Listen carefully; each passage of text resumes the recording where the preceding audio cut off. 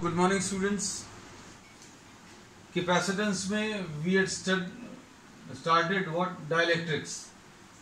Dielectrics अभी हम लोगों ने बोला था these are insulating medium which are placed between the plates of the capacitor. इनकी रिक्वायरमेंट क्या है ये अभी हम लोगों ने पढ़ लिया था। एक इंसुलेटिंग मीडियम की जरूरत पड़ेगी ऑब्वियसली, क्योंकि अगर आपने बीच में कंडक्टिंग मीडियम दे दिया तो चार्ज इसका लीक आउट हो जाएगा।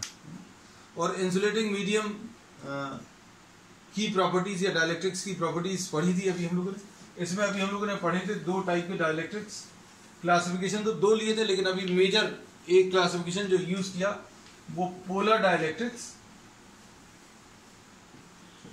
और नॉन पोलर। इसमें अभी हम लोग क्या बोलते हैं, पॉजिटिव चार्ज सेंटर और नेगेटिव चार्ज सेंटर कोइंसाइड करता है नॉन पोलर में। पॉजिटिव चार्ज सेंटर और नेगेटिव चार्ज सेंटर कोइंसाइड करता है, और पोलर में पॉजिटिव चार्ज सेंटर और नेगेटिव चार्ज सेंटर कोइंसाइड नहीं करता। मतलब यहां पर हर एक एटम या मॉलिक्यूल के पास एक डाइपोल मोमेंट होता है जो जीरो नहीं है। यहां पर हर एक एटम या मॉलिक्यूल के पास डाइपोल मोमेंट जीरो है। तो in the absence of the field we say that these polar dielectrics, despite of the fact that each of the molecule is having a dipole moment, the net dipole moment of the material is zero due to random orientation of the dipoles. This fact we have discussed in the previous class. And for non-polar we say that each atom or molecule is having a zero dipole moment, therefore the net dipole moment of the material is zero. इसका भी net zero है। मतलब अभी हम लोग कुल मिलाकर एक कंक्लूडिंग लाइन कह सकते हैं, इन the absence of electric field the net dipole moment of any dielectric is zero. Polar हो चाहे नॉन पोलर हो, अगर इलेक्ट्रिक फील्ड नहीं लगाई है तो नेट डाइपोल मोमेंट जीरो है। उसके बाद फिर अभी हम लोगों ने ये पढ़ लिया था कि अगर आपने एक पोलर डाइलेक्ट्रिक को किसी इलेक्ट्रिक फील्ड में रखा तो क्या होगा, इसके डाइपोल्स जो हैं थोड़े से अलाइन करने की कोशिश करेंगे, and the extent of alignment will depend on the amount of electric field which is applied. जो इलेक्ट्रिक फील्ड अप्लाई करोगे उसके ऊपर डिपेंड करेगा। और जैसे जैसे आप इलेक्ट्रिक फील्ड बढ़ाएंगे the extent of alignment will go on increasing, ऐसा कुछ आ जाएगा। इसके बाद अगर आप इलेक्ट्रिक फील्ड बढ़ाएंगे तो extent of alignment will not increase, क्योंकि सारे के सारे डाइपोल जो हैं अलाइन हो गए हैं। फिर उसके बाद ये तो अभी हम लोगों ने किसका डिस्कस कर लिया, this is the case for polar dielectrics. Polar dielectrics in electric field. अब नॉन पोलर को अगर आप रखोगे इलेक्ट्रिक फील्ड में तो क्या होगा, इनके जो पॉजिटिव चार्ज सेंटर है और नेगेटिव चार्ज सेंटर हैं, इनके बीच में फोर्स लगेगा और ये सेपरेट होंगे। और कैसे सेपरेट होंगे, positive in the direction of field, negative opposite to the direction of field, so a separation will be generated. तो दोनों में ही एक कंक्लूडिंग लाइन ये कह सकते हैं कि अगर आप किसी पोलर डाइलेक्ट्रिक को किसी इलेक्ट्रिक फील्ड में रखें या नॉन पोलर को किसी इलेक्ट्रिक फील्ड में रखें, पोलर डाइलेक्ट्रिक को रखें या नॉन पोलर डाइलेक्ट्रिक को रखें किसी इलेक्ट्रिक फील्ड में, दोनों में एक नेट डाइपोल मोमेंट जनरेट हो जाता है। लेकिन नेट डाइपोल मोमेंट जो जनरेट होता है दोनों में रीजंस अलग अलग होते हैं। पोलर में क्या होता है, इलेक्ट्रिक फील्ड जो है इनके ऊपर टॉर्क लगाती है और जो इंडिविजुअल डाइपोल्स हैं उनको रोटेट करके along the line of the field लेकर आती है। और नॉन पोलर में क्या होता है, the separation between positive and negative charge centre which was zero up to now, वो अब सेपरेशन इंक्रीज होगा and a net dipole moment will be developed. तो कंक्लूजन क्या है कि अगर आप पोलर डाइलेक्ट्रिक लें और नॉन पोलर डाइलेक्ट्रिक लें, दोनों में नेट डाइपोल मोमेंट जीरो होता है in the absence of field. और एक और कंक्लूजन, नेट डाइपोल मोमेंट एक डेवलप हो जाएगा which will not be equal to zero in the presence of field.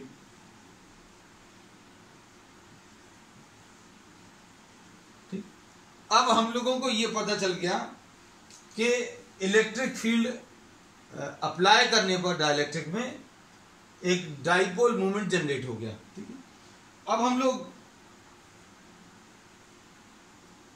इस प्रोसेस को अभी हम लोग पोलराइजेशन बोलते हैं। ये पोलराइजेशन को डिटेल में आज अभी हम लोग डिस्कस कर रहे हैं।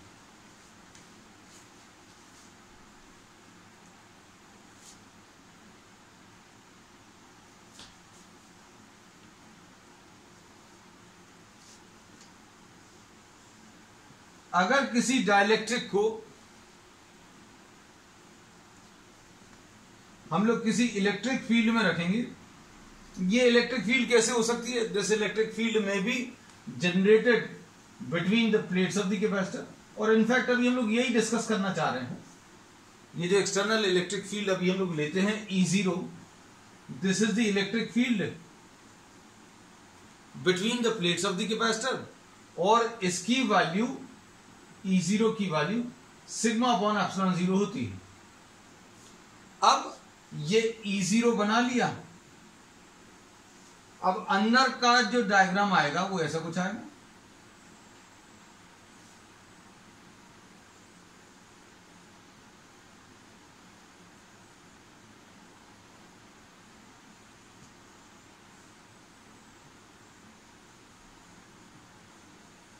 There are many such dipoles, but we'll be drawing only some. कुछ बना देंगे आपको। ये इलेक्ट्रिक फील्ड लगाने पर पूरे मटेरियल ने एक नेट डाइपोल मोमेंट डेवलप कर लिया। अब इसमें अगर आप देखें, एक ऐसा है, हमने थोड़ा सा मैग्नीफाई करके बना दिया, अगर कहीं पर दिक्कत जा रही हो किसी को देखने में, तो इसमें अभी हम लोगों ने बोला कि इंटीरियर रीजन में अगर आप देखें तो इंटीरियर रीजन में the positive charge centre is very close to the negative charge centre of the adjacent atom और मॉलिक्यूल। जो बाजू वाला पार्टिकल है, आजू बाजू वाले जो पार्टिकल्स हैं, उनका पॉजिटिव चार्ज सेंटर और नेगेटिव चार्ज सेंटर बहुत पास पास में। तो अंदर के एरिया में ये पॉजिटिव चार्जेस और नेगेटिव चार्जेस जो हैं, since these are placed very close to each other, these will have a effect of cancelling each other. ये सारे एक दूसरे को कैंसिल करने की टेंडेंसी रखेंगे। अब क्या होगा? अब हम लोग इसमें ये बोलेंगे कि बचेगा क्या आपके पास?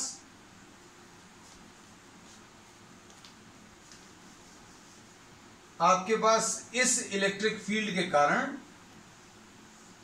इस डाइलेक्ट्रिक में, उस डायग्राम में किसी किसी को दिक्कत जा रही थी, इसलिए अभी हमने सिर्फ दो बनाकर दिखा दिए। बहुत सारे बने हुए हैं, अभी हमने सिर्फ दो डाइपोल्स बनाए। तो अंदर के रीजन में पॉजिटिव और नेगेटिव चार्जेस बहुत पास पास में हैं, तो ये एक दूसरे को कैंसिल करेंगे। बचेगा क्या? It appears as if negative charge is induced on the left side and positive on the right side. अंदर के ऐसे जितने भी चार्जेस के कॉम्बिनेशन है वो सारे कैंसिल हो जाएंगे। ये सर्कल बनाकर अभी हमने दिखाया। तो when a dielectric is placed in a uniform electric field, then charges are induced on the surface of the dielectric, and these charges are now represented by minus QP and plus QP. अब इसमें अभी हम लोगों ने बोला ये जो charges develop हुए हैं on the surface of the dielectric, these are developed due to electric field applied on the dielectric. Electric field अगर आपने डाइलेक्ट्रिक पर अप्लाई किया तो उसके सरफेस पर ये चार्जेस आ गए। And this process is termed as polarisation. This is termed as polarisation of the dielectric. इसको अभी हम लोग पोलराइजेशन बोलते हैं। पोलराइजेशन करना पोलराइजेशन मतलब पोल्स डेवलप करना, तो पोल्स डेवलप हो गए। ये जो चार्जेस आए हैं, these charges are not the free charges. ये जो माइनस क्यूपी है and plus Q P, these are not free charges. अच्छे से समझ लेना इस बात को। फ्री चार्जेस किसको बोलते हैं बेटा? अब इसमें इधर माइनस साइन देखकर किसी किसी के मन में ये आ सकता है कि भैया ये माइनस साइन जो है देखकर ऐसा लग सकता है यहां पर ये इलेक्ट्रॉन्स आ गए, तो these are not electrons, these are negative charge centres. इसका मतलब क्या है? ये जो नेगेटिव चार्ज दिख रहा है, these negative charges have not left there parent atoms. अब भैया अगर ये नेगेटिव चार्ज जो अभी हम लोग मार्क कर रहे हैं, ये वो चार्जेस हैं जिन्होंने अपने पेरेंट एटम्स को नहीं छोड़ा है, तो फिर ये आए कहां से? तो ये अभी हम लोगों ने पिछली क्लास में भी बताया था कि न्यूक्लियस है, न्यूक्लियस में पॉजिटिव चार्ज है, इसके चारों तरफ इलेक्ट्रॉन्स ऐसे रोटेट कर रहे हैं। अब क्या होगा? अब ये इलेक्ट्रिक फील्ड के कारण positive charge in the direction of field चला जाएगा और इलेक्ट्रॉन्स जो हैं ये opposite to the direction of field जाने की कोशिश करेंगे। लेकिन ये इंसुलेटिंग मटेरियल है। अगर ये कंडक्टर होता तो कंडक्टर की खासियत क्या है कि आप थोड़ी सी भी एनर्जी दोगे तो ये इलेक्ट्रॉन्स को रिलीज कर देगा, इलेक्ट्रॉन्स रिलीज कर देगा और वो इलेक्ट्रॉन्स जो है फ्री इलेक्ट्रॉन्स बन जाएंगे। लेकिन ये कंडक्टर नहीं है, ये डाइलेक्ट्रिक्स क्या है? ये insulating material. So these do not leave the electron so easily. तो ये इलेक्ट्रॉन्स जो है छोड़ेगा नहीं। क्या होगा? इलेक्ट्रिक फील्ड के कारण positive charge centre in the direction of field चला जाएगा और इलेक्ट्रॉन्स ऑपोजिट जाने की कोशिश करेंगे। तो क्या होगा अल्टीमेटली? ये जो सर्कुलर पाथ पर चल रहा था, अब ये सर्कुलर पाथ पर ना चलकर ऐसा कुछ चलेगा। तो ये electrons, these electrons will be spending most of the time, अपना ज्यादा समय ये न्यूक्लियस से दूर गुजारेंगे, मतलब नेगेटिव चार्ज सेंटर इधर की तरफ शिफ्ट हो गया। So these negative charges are not free electrons, ये फ्री चार्जेस नहीं है। इनको अभी हम लोग क्या बोलते हैं? इनको अभी हम लोग बोलते हैं बाउंड चार्जेस। ये चार्जेस तो हैं but these charges are still bound to their parent atoms. मतलब क्या है? ये ऐसे चार्जेस हैं जिन्होंने अपने एटम्स को छोड़ा नहीं है। ठीक, अब इनको अभी हम लोग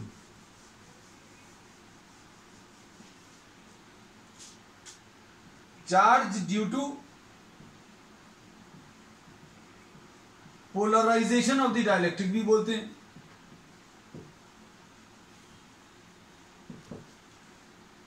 इसलिए इसको माइनस क्यूपी और प्लस क्यूपी लिखते हैं।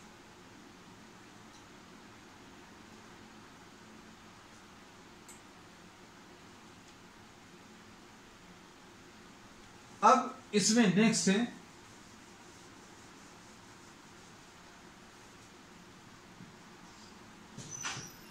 Polarization vector.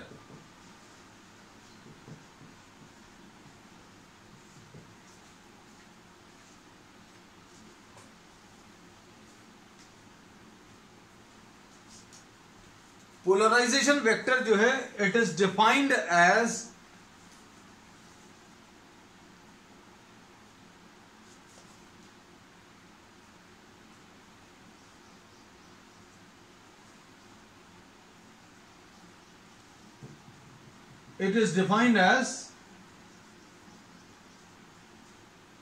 the induced dipole moment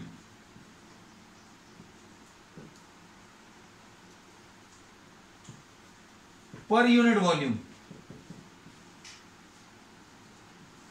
of the dielectric। बहुत सिंपल सी डेफिनेशन है। आपको इसमें क्या बताना है? P is what? It is the induced dipole moment per unit volume of the dielectric। अब देखो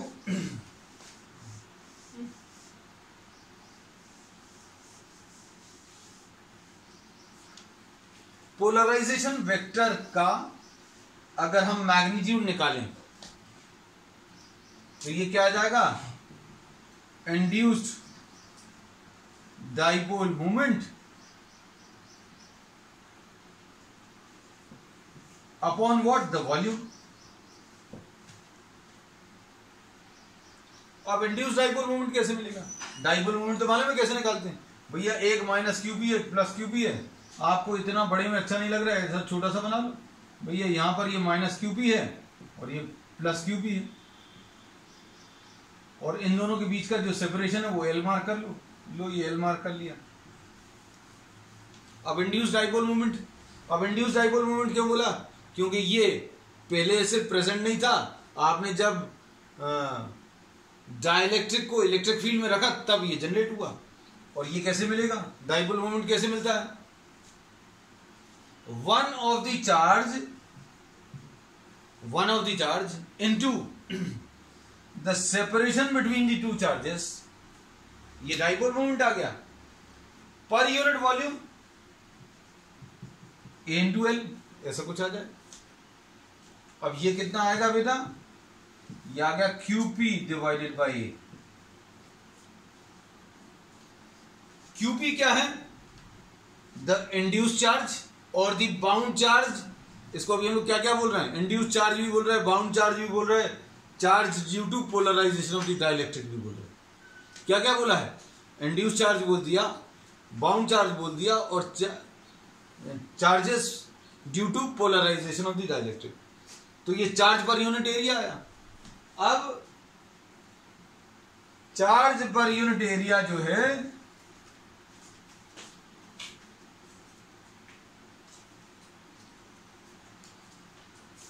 ये सिग्मा पी आएगा, sigma P, this is induced surface charge density. क्या है ये चीज, induced surface charge density.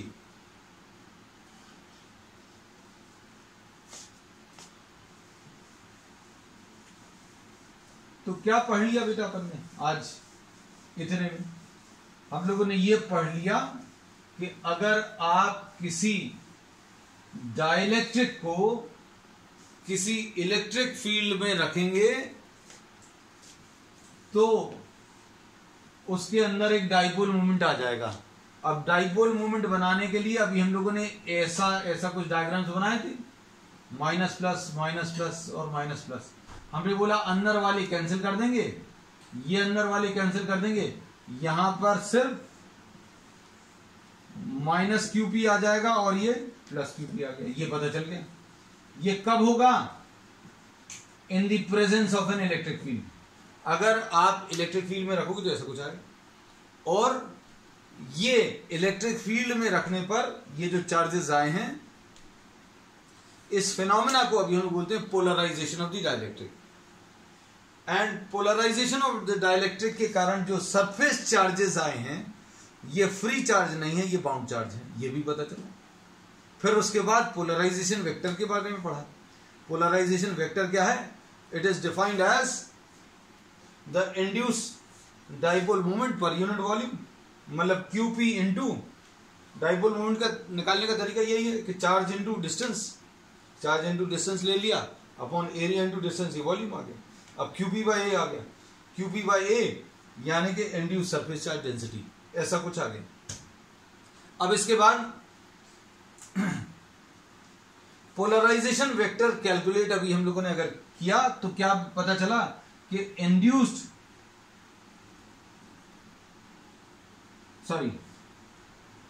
Surface charge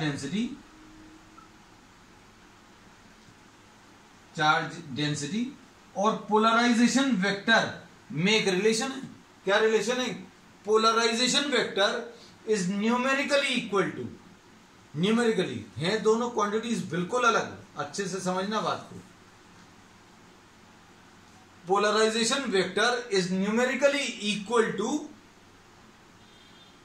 induced surface charge density, मतलब P जो है, वेक्टर तो लगाएंगे नहीं इधर, सिग्मा P के बराबर, दोनों चीजें अलग हैं, ये डाइपोल मोमेंट है, ये सरफेस चार्ज डेंसिटी है, लेकिन सॉल्व करने पर दोनों का जो नंबर आएगा, जो वैल्यू आएगी वो बराबर रहेगी। क्योंकि अभी हम लोगों ने ये बोला सरफेस चार्ज डेंसिटी, ये तो एक स्केलर है लेकिन ये एक वेक्टर है ना, तो वैसे भी आप इक्वेट नहीं कर सकते, लेकिन सॉल्व करने पर बिना वेक्टर्स के न्यूमेरिकल वैल्यू जो है पोलराइजेशन वेक्टर की और सिग्मा पी की वैल्यूज बराबर आएगी। अब अच्छे से सुनना बेटा बात को, पोलराइजेशन अगर वेक्टर है तो इसका डायरेक्शन भी बताना है। अब पोलराइजेशन वेक्टर जो है वो किसकी मदद से डिफाइन किया, डाइपोल मोमेंट। तो डाइपोल मोमेंट का डायरेक्शन कैसे डिफाइन करते हैं, डाइपोल मोमेंट का डायरेक्शन डिफाइन करते हैं माइनस चार्ज से प्लस चार्ज की तरफ। तो ये पोलराइजेशन वेक्टर जो है, polarization vector has a direction from minus QP to plus QP.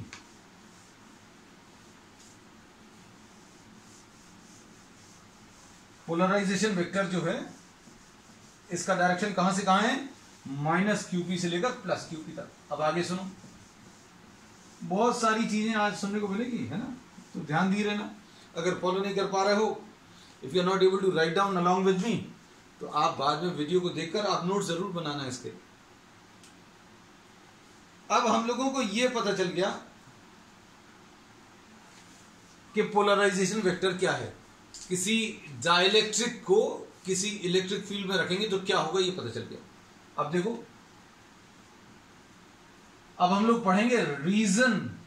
अब हम लोग पढ़ने वाले क्या, reason of increase of capacitance due to dielectric. हम लोगों को ये तो पता है बेटा, बिना ये टॉपिक आगे बढ़े, कि अगर आपको कैपेसिटेंस निकालना C = ε0 A/d होता है, और अगर आपने मीडियम रख दिया तो K ε0 A/d, ये फॉर्मूला है। और फॉर्मूले को देखकर अभी आप तुरंत बता दोगे क्या, कि अगर आप किसी डाइलेक्ट्रिक में, सॉरी किसी कैपेसिटेंस में कोई डाइलेक्ट्रिक अगर आप रख दोगे तो उसका कैपेसिटेंस इंक्रीज हो जाएगा। कितने टाइम्स इंक्रीज हो जाएगा, K टाइम्स इंक्रीज हो जाएगा, और K की वैल्यू ग्रेटर देन 1 है तो ऑब्वियसली इंक्रीज होगा, ये निश्चित है। अब कैसे इंक्रीज होगा, इसका मैकेनिज्म अब हम लोग समझ चुके हैं, थोड़ा सा और ध्यान देने की जरूरत है। ये कैपेसिटर प्लेट्स हैं, इनके बीच में जो इलेक्ट्रिक फील्ड है वो E0 है। अब क्या किया आपने, इसमें डाइलेक्ट्रिक इंट्रोड्यूस कर दिया, ये डाइलेक्ट्रिक डाल दिया, और ये डाइलेक्ट्रिक है।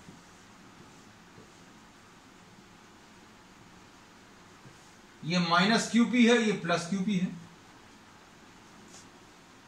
यहां पर नेगेटिव चार्ज आ जाएगा और यहां पर पॉजिटिव चार्ज आ जाएगा।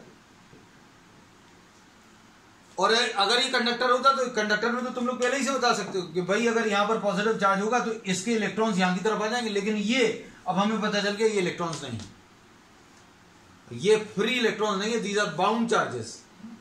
तो ये माइनस क्यूबी और प्लस क्यूबी, और ये वाला क्या था बेटा,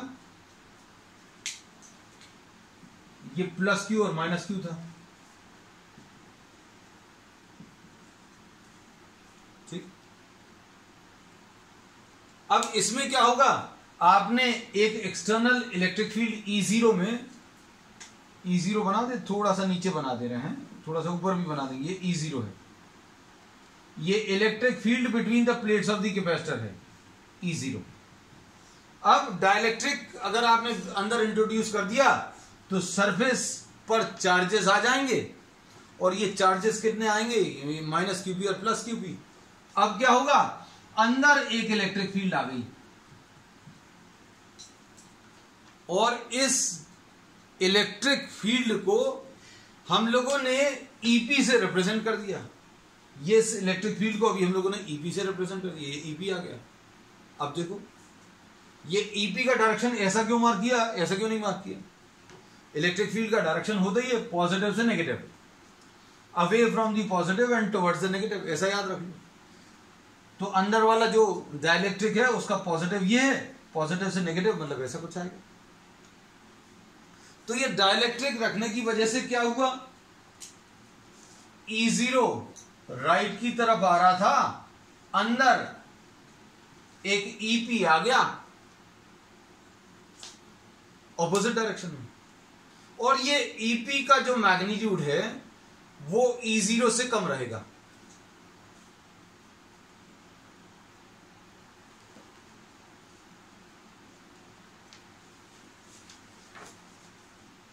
ये E0 का जो EP का जो मैग्नीट्यूड है वो E0 से कम रहेगा। अगर ये कंडक्टर होता, अंदर अगर ये कंडक्टर होता तो जितनी इलेक्ट्रिक फील्ड आपने लगाई है E0 उतनी ही इलेक्ट्रिक फील्ड अंदर जनरेट हो जाती है। मतलब अभी हम लोग क्या बोलते, फॉर मेटल्स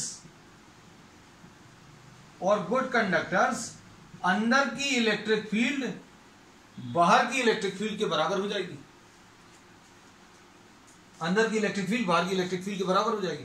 मतलब नेट इलेक्ट्रिक फील्ड क्या आ जाएगी, नेट इलेक्ट्रिक फील्ड कंडक्टर में 0 हो जाएगी। और मालूम भी है कि भैया कंडक्टर के अंदर इलेक्ट्रिक फील्ड 0 होती है, तो कैसे 0 होती है ये भी पता चल गया, एक और नया तरीका। ठीक, अब देखो, अब हम लोगों को ये पता चला कि अगर आपने किसी डाइलेक्ट्रिक को किसी इलेक्ट्रिक फील्ड में रखा तो अंदर एक electric field I, and this electric field EP will be smaller than E0।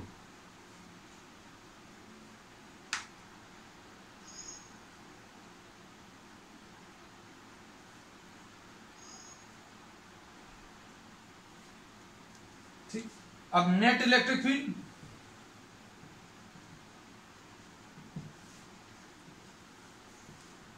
E will be equal to E0 minus EP। ये कैपेसिटर प्लेट्स के बीच में E0 था, डाइलेक्ट्रिक रख दिया तो अंदर EP जनरेट हो गया। मतलब क्या हुआ, by placing a dielectric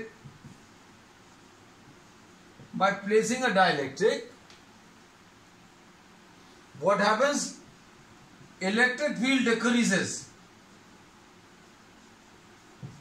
electric field क्या हो जाएगी, डिक्रीज हो जाएगी।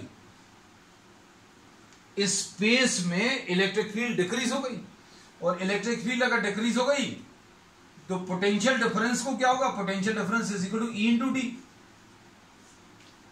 अगर अंदर हम लोगों ने बोला डाइलेक्ट्रिक रख दिया तो ऑपोजिट डायरेक्शन की इलेक्ट्रिक फील्ड आई, ये E0 ऐसा काम कर रहा था, EP ने इस E0 को कम करने का इफेक्ट प्रोड्यूस किया। E0 ऐसा था, EP ऐसा, तो इलेक्ट्रिक फील्ड E0 थी, अब E0 माइनस EP हो गई, मतलब इलेक्ट्रिक फील्ड कम हुई। इलेक्ट्रिक फील्ड अगर कम हो गई मतलब V डिक्रीज हो गया।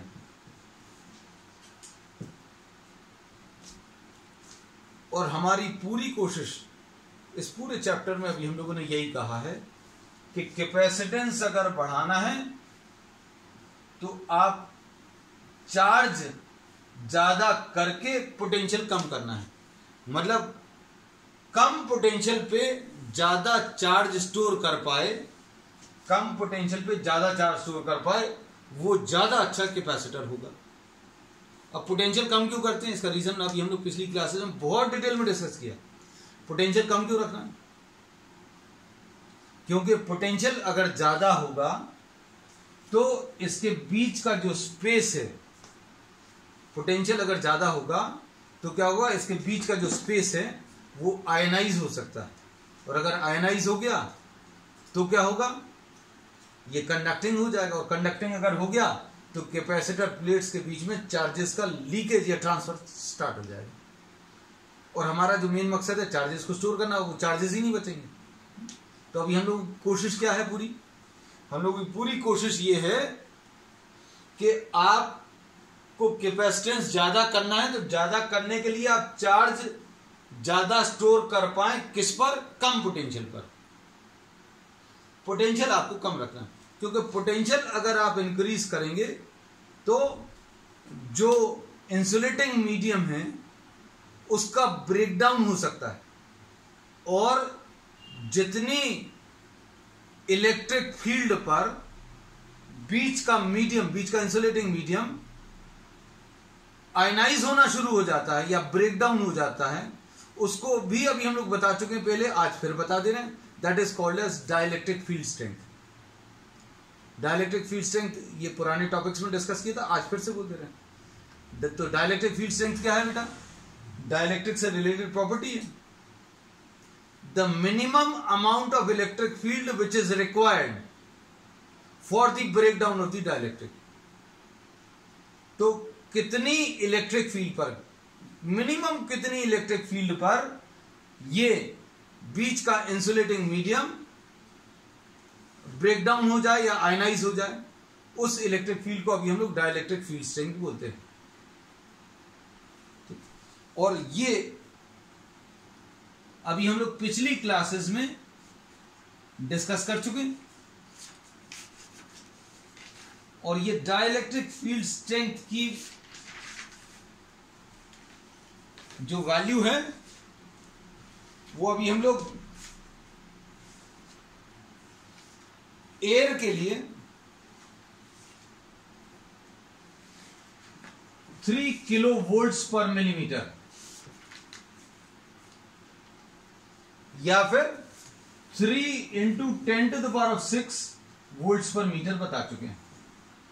मतलब अगर आप कैपेसिटर प्लेट्स के बीच में इलेक्ट्रिक फील्ड कितनी 3 इंटू 10⁶ वोल्ट्स पर मीटर कर दोगे तो बीच में जो एयर है वो आयनाइज हो जाएगी, और एयर आयनाइज हो जाएगी मतलब कंडक्टिंग हो जाएगी, और कंडक्टिंग हो जाएगी तो चार्जेस का ट्रांसफर शुरू हो जाएगा दोनों प्लेट्स के बीच में। ठीक, तो अब हम लोग वापस इस पर आ जाएं। तो कैपेसिटेंस क्यों इंक्रीज होता है पता चल गया क्या? कि अगर आपने कैपेसिटर प्लेट्स के बीच में कोई डाइलेक्ट्रिक अगर रखा, बिल्कुल शॉर्ट में बता रहे हैं, जैसा आप एग्जामिनेशन में बाद में प्रेजेंट कर सकते हैं। अगर आपने किसी कैपेसिटर की प्लेट्स के बीच में अगर किसी डाइलेक्ट्रिक को इंट्रोड्यूस किया तो डाइलेक्ट्रिक के अंदर एक इलेक्ट्रिक फील्ड प्रोड्यूस होगी। ये इलेक्ट्रिक फील्ड इस इलेक्ट्रिक फील्ड को वीकन करने की कोशिश करेगी, कम करने की कोशिश करेगी। E0 ऐसा, EP ऐसा, तो क्या होगा? This electric field which is generated inside will tend to weaken the external electric field. Net electric field decrease हो जाएगी। इलेक्ट्रिक फील्ड अगर डिक्रीज होगी तो पोटेंशियल डिक्रीज होगा, और पोटेंशियल अगर डिक्रीज हो गया मतलब कैपेसिटेंस डिक्रीज हो जाएगा।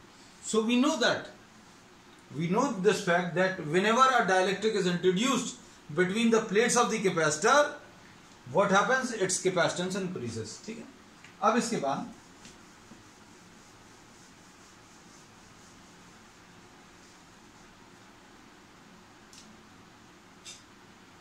एक टर्म और इससे रिलेटेड है,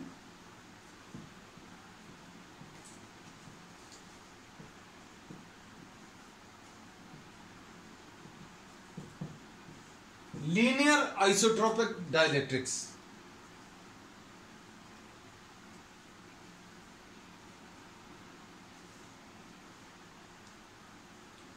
इंड्यूस्ड डाइपोल मोमेंट जो है किसी डाइलेक्ट्रिक का, अभी हम लोगों को यह मालूम है किसी भी डाइलेक्ट्रिक को अगर आप किसी इलेक्ट्रिक फील्ड में रखोगे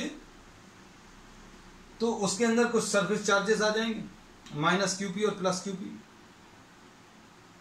और आप जितना ज्यादा इसमें इलेक्ट्रिक फील्ड अप्लाई करोगे उतना ज्यादा इसमें ये डाइपोल मोमेंट आ जाएगा। डाइपोल मोमेंट क्या आता है?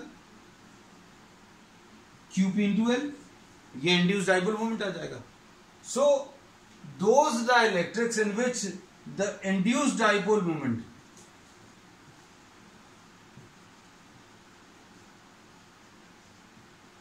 is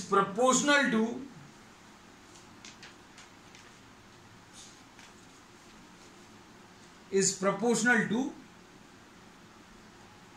the electric field, is proportional to the applied electric field,